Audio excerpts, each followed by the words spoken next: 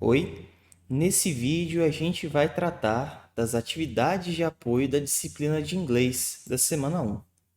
Então, vamos dar aqui início para o exercício da aula 1, aqui no caso. Então, vamos colocar ele aqui.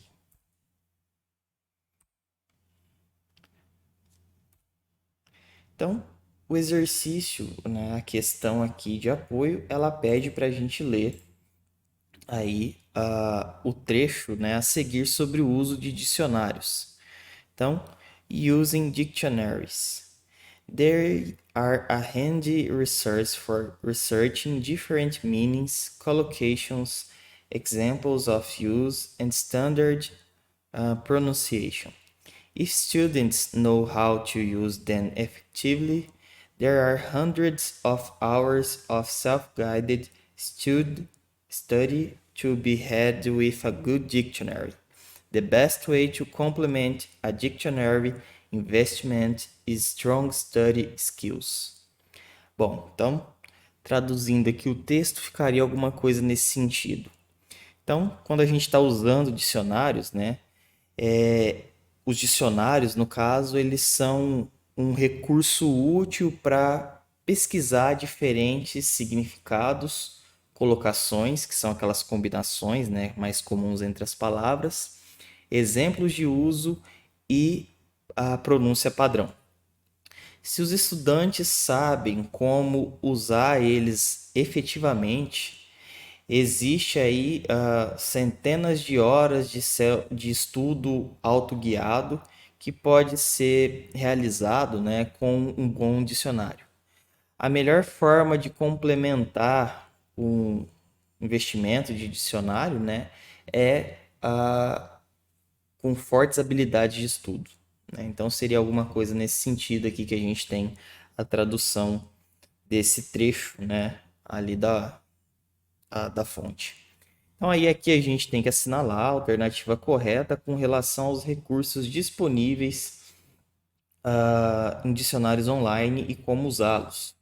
Bom, então aqui a primeira alternativa, que por sinal é a correta, diz que os dicionários online apresentam diversos recursos para a aprendizagem do idioma, como novos termos, palavras frequentes, quizzes, games e vídeos explicativos. Bom, então na videoaula da Univesp a gente vê realmente que a professora mostra lá, né, alguns exemplos de dicionários online, um monolingue, um bilíngue, depois inclusive mostra, né, do vídeo do Google Tradutor, né?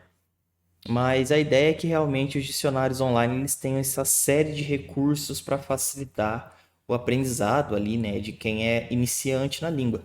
Então a gente conta aí com esses recursos, né, que são listados aí na primeira alternativa, que realmente não tem nenhum erro. Mas vamos olhar aí as outras alternativas. Os dicionários online bilíngues apresentam a classificação gramatical, mas não mostram a pronúncia do termo pesquisado e nem recursos para a aprendizagem do idioma. Então, o que está incorreto aqui nessa alternativa é que ela diz que não mostra a pronúncia do termo, né? Então, a gente tem sim que a pronúncia do termo é mostrada, né? Nos exemplos ali a gente vê. Na verdade, qualquer dicionário online hoje em dia tem esse recurso da pronúncia do termo, então está incorreto aqui. Os dicionários bilíngues não apresentam exemplos dos termos, mas somente a classificação gramatical e a pronúncia do termo pesquisado. Está incorreto também, porque dizer, né, que eles não apresentam exemplos dos termos está realmente incorreta, porque isso é um recurso, assim como mostrar a pronúncia do termo, que está presente aí em praticamente qualquer dicionário online que a gente usa hoje em dia. A quarta diz que os dicionários online monolíngues só apresentam a classificação gramatical e a pronúncia do termo pesquisado, sem outros recursos para aprender o idioma. Então, o primeiro vídeo que ela mostra, né, ela já tem ali um dicionário monolíngue, né? Ou seja, né, diferenciar o monolíngue do bilíngue, que o monolíngue é aquele que ele explica as palavras naquele mesmo idioma, né? Então, se nós nativos do português vamos consultar um dicionário da nossa própria língua, a gente procura uma palavra e aquela palavra está definida em termos de outras palavras do português, né? Quando a gente tem um dicionário bilíngue, Se eu estou em inglês e quero descobrir o que que aquela palavra significa em português, eu olho lá na seção do inglês e vejo ali, por exemplo, way, né? Vamos pegar aqui essa palavra. Se eu vou num dicionário bilíngue e procuro way, vai estar lá caminho, por exemplo, né? Se eu procuro way, né, em um dicionário monolíngue, vai estar ali palavras sinônimos de way, né? Sinônimos de caminho ou das outras definições que o way pode ter, né? Então, essa diferença aqui. Mas no caso, mesmo sendo um dicionário monolíngue, aqui na quarta questão, eles não só apresentam a classificação gramatical e pronúncia do termo pesquisado, mas tem vários outros recursos, né? Recursos básicos que cada dicionário pode ter, né? E recursos específicos que cada dicionário ali quiser ter, né? Então, esses 100 outros recursos aqui para aprender o idioma dá para ver claramente na videoaula, né? De apresentação aí dos dicionários que isso está realmente incorreto. E a última diz que na maioria dos dicionários online, monolíngues e bilíngues, encontramos somente a classificação gramatical e a pronúncia do termo pesquisado, sem exemplos de uso. Então, temos sim exemplos de uso, né? Isso é bem comum em qualquer dicionário, até porque é com exemplos, né, que facilita a nossa aprendizagem daquela palavra, do significado dela, do contexto dela, inclusive da colocação. Então, por isso, as quatro aqui de baixo estão incorretas, né? E aí a gente fica aqui com a primeira questão como a correta. Então, essa é a resolução da atividade aí da aula 1. Então, vamos agora para a aula 2. Leia o seguinte trecho sobre classificação gramatical. You can learn a lot about a language by studying examples of parts of speech. In language, the parts of speech are the categories of words based on their function within a sentence. Understanding parts of speech is a helpful way to look at words to help you understanding the underlying grammar and logic of any language you study. Então, traduzindo aqui, né, a ideia do texto é que você pode aprender muito, né, bastante, um bocado, né, sobre a linguagem, o idioma, né, que você quer estudar no caso, estudando exemplos de partes da fala ou partes do discurso, né, que seria o parts of speech, partes da fala ou partes do discurso. Vamos ficar com partes do discurso. Na linguagem, né, no idioma, as partes do discurso são as categorias de palavras baseadas na sua função com a sentença, né? A sentença, no caso, que a gente está inserido ali, né? No contexto, vamos dizer assim. Então, entender as partes da fala, as partes do discurso, é uma maneira útil, né, de olhar para as palavras para ajudar você a entender. E underline aqui seria o subjacente, né, o fundamental básico, né? Então, seria uma forma útil de ajudar você a entender a gramática básica, né, a gramática fundamental e a lógica de qualquer linguagem, de qualquer idioma que você estuda. Então, a alternativa, a questão aqui pede para a gente assinalar a alternativa correta no que se refere ao conhecimento das parts of speech e quanto à importância dos exemplos de uso de termos e expressões fornecidos por dicionários em geral.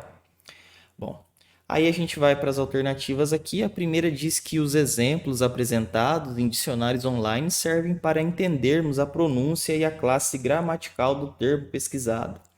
Para saber como usar o termo e suas combinações com outras palavras, é necessário usar a gramática. Então, aqui está incorreto, né? Porque, ok, os exemplos apresentados em dicionário online servem para entendermos a pronúncia, né, e a classe gramatical do termo pesquisado. Mas aí, para saber usar o termo e suas combinações com outras palavras, os próprios dicionários online também têm esses recursos. né? Então a gente não precisa necessariamente procurar numa gramática ou alguma coisa do tipo, porque os dicionários já têm esses recursos. Os dicionários online, né, comumente ali tem os recursos de colocação, como foi mostrado na aula 2 aqui da disciplina. Segunda, nos dicionários o essencial é saber a classe gramatical e a pronúncia, pois os exemplos não nos ajudam a entender o uso do termo pesquisado, já que ele pode ter diferentes combinações com outras palavras. Com certeza aqui está errado, né? Porque os exemplos ajudam e ajudam muito para quem não tem domínio da língua ainda, né, a saber do que aquela palavra se trata, né, e ajuda bastante a entender o contexto, a colocação daquela palavra, né, aonde que ela combina melhor com outras. Então, com certeza errado aqui também. É mais importante saber a classe gramatical das palavras em inglês para podermos utilizá-las. O que podemos encontrar em dicionários online, além de sua pronúncia. Exemplos dos termos podem ser observados em gramáticas.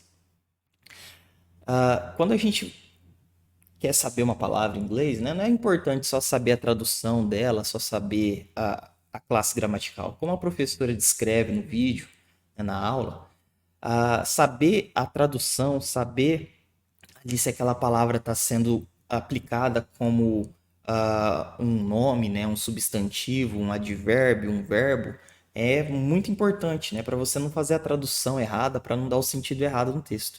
Então, falar que classe gramatical, o sentido da palavra, ou a colocação mais importante é complicado, né, porque a gente pode ter ali usos e importâncias diferentes dessas coisas. Então, é importante saber como colocar aquela palavra no lugar certo, no contexto certo, entender ali no contexto qual é a classe daquela palavra, né? Se a gente está falando de um substantivo, de um verbo, para poder traduzir corretamente. E aí sim você olha a tradução, o sentido que você quer dar para aquela palavra, né? Ela até dá aquele exemplo, né, de abstract, que pode ser resumo, né? Pode ser abstrato, né? Então depende muito do contexto.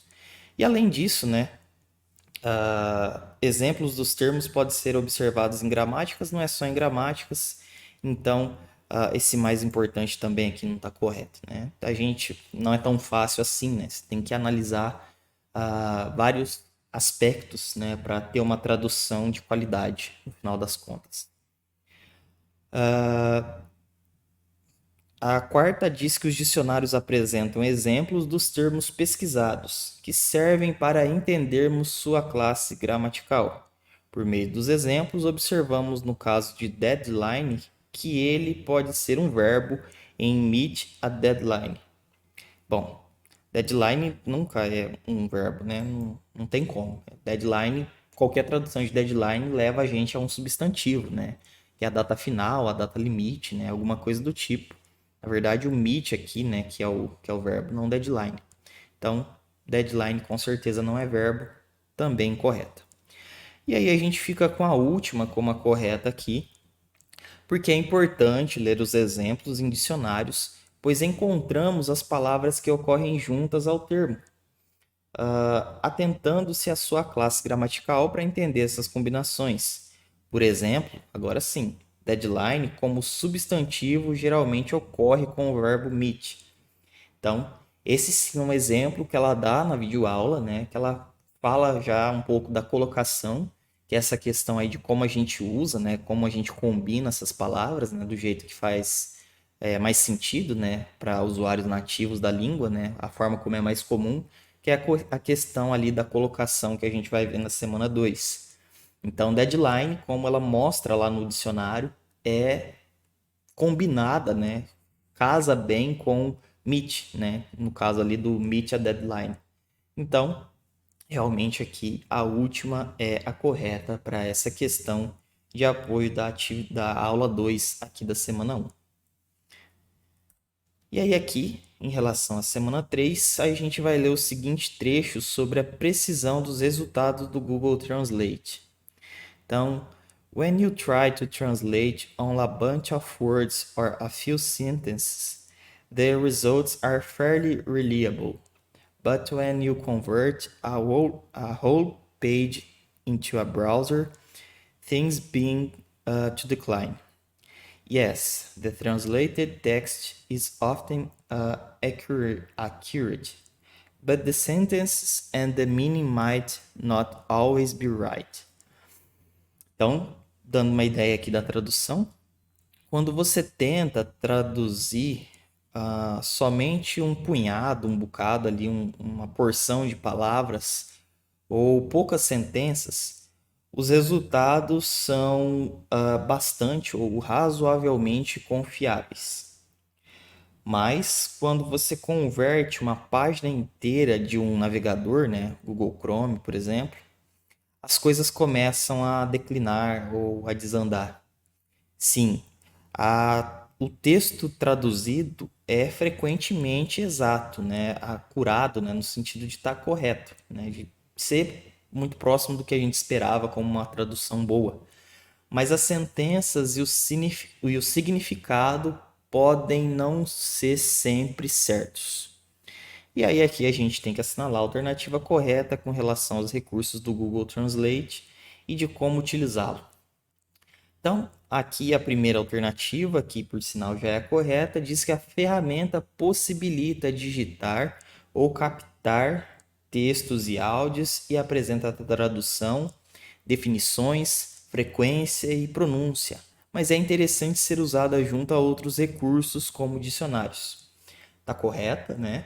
Porque a professora deixa isso bem claro na videoaula, que o Google Tradutor tem muitos recursos interessantes, né? Eu até arriscaria dizer que ele talvez seja uma das ferramentas, né, para estudo de idiomas online mais usadas hoje no mundo, só que ele não é perfeito, né? Ele tem mecanismos de aprendizado de máquina que traduzem o texto como um todo, só que ele não é perfeito em relação a sempre dar a tradução melhor possível. Muitas vezes ele dá uma tradução que tem significado, que tem sentido, só que às vezes ele não consegue captar ali o sentido correto da coisa, né? Então ali ela até dá o exemplo do abstract. Dependendo do contexto, se faltar contexto, ele não consegue interpretar corretamente a tradução correta da palavra, né? Como abstract pode ser abstrato, né, no sentido que a gente entende por abstrato, ou pode ser simplesmente resumo, né, que é um termo bastante comum quando você vai escrever artigos em inglês, né? Eles usam esse termo abstract e não summary, por exemplo. Então, o Google Tradutor tem essa deficiência. Então, por isso que a gente tem que usar ele junto com outros recursos, né? Não confiar cegamente ali na tradução que ele faz como a tradução final, né? Então, a gente às vezes vai precisar de dicionários convencionais para isso, né? Ainda que seja um dicionário online também. Mas ele tem aí esses recursos interessantes, né? De capturar texto, áudio e tal, fazer tradução da definição, frequência, pronúncia, né? E tudo mais. Então, essa é a alternativa correta. A 2 está incorreta porque diz que a ferramenta traz os mesmos recursos e precisão de dicionários, com definições e exemplos desenvolvidos por pesquisadores e lexicógrafos, né, como em dicionários. Então, não tem ali os mesmos recursos, né, e precisão de dicionários. Pode até ter os mesmos recursos, né, mas a precisão em si não é a mesma, né? Principalmente aqui por causa da precisão dos dicionários, porque os dicionários comuns, sim, né, tem ali a composição, né, eles são desenvolvidos por pessoas especializadas na área de linguística, né, de gramática e tudo mais. O Google Tradutor não, né, ele é fundamentalmente baseado em aprendizado de máquina. Então ele aprende sozinho, entre aspas, né, a fazer as traduções, né, e ele vai se melhorando, né, ao longo do tempo. Mas ele não é bom e cirurgicamente preciso igual um dicionário que é desenvolvido por um especialista. Então, por isso não dá para comparar as duas coisas. Terceira, a ferramenta não é recomendada, pois algumas palavras podem apresentar definições diferentes, como por exemplo, resumo, que pode ser summary ou abstract, que é o caso que a gente viu, né? Que ela inclusive cita, né, na aula essa questão. É realmente um problema, mas não é um problema a ponto de a ferramenta não ser recomendada, né? É uma ferramenta muito boa e de fato muito usada, né? Provavelmente você já usou essa ferramenta, então você conhece ela. Então, não é por causa desses detalhes, né, e algumas pequenas faltas que ele tem, essas pequenas deficiências, que ele não é recomendado, né? Só é importante usar ele ali com outros recursos, né, como a alternativa correta que disse. Bom, então está incorreta aqui a terceira. A quarta diz que a ferramenta somente apresenta a tradução literal das palavras. Por isso, não é possível utilizar contextos mais longos. Com certeza está incorreta, porque a gente pode colocar ali bastante texto, né, que ele consegue traduzir ali uma boa porção, né, de texto que a gente quiser, né? Então, ele não trabalha com tradução literal, ele faz tradução ali olhando para o contexto. Então, essa alternativa aqui está toda errada, né? Não tem nada aqui correto. A última diz que a ferramenta somente traduz textos digitados e não é possível obter informações como definição e pronúncia de palavras. Também está totalmente correta, né? Porque a gente pode mandar áudio, pode tirar fotos, né? Como a professora mostra lá na videoaula, né? E então também é incorreto, né? Que a gente não consegue obter informações como definição e pronúncia de palavras. Por isso, realmente, a gente fica como a única correta, como sendo a primeira aqui para essa questão ali de apoio, essa atividade de apoio da videoaula 3. E aí, com isso, a gente fecha a resolução aqui das atividades de apoio da disciplina de inglês da semana 1. Obrigado e até a próxima semana.